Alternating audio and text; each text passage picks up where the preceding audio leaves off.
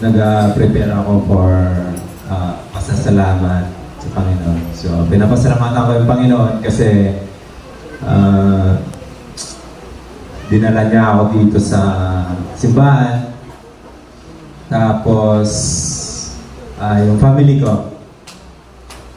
Una, pinasalamatan ko kasi nag-pray talaga ako na sana Lord, yung linggo, ibigay mo sa akin para makapagsamba ako. Kasi sa amin sa mga barbershop or salon, yung linggo ay hindi talaga allow na i-day off. So binigay ng Diyos sa akin yon dahil sa shop ni AJ, doon kasi tuwing linggo day off. Pero halos lahat simula nung nag-start ako sa barbering or salon, almost 10 years nang wala talagang day off sa linggo. So ito lang yung una.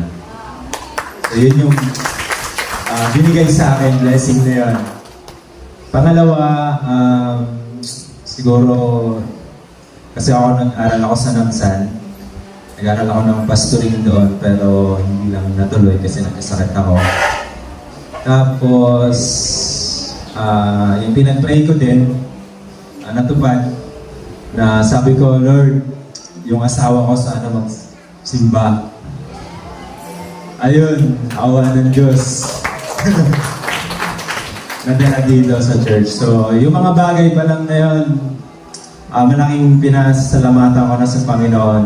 Sobrang saya kapag kasama yung pamilya sa simbahan.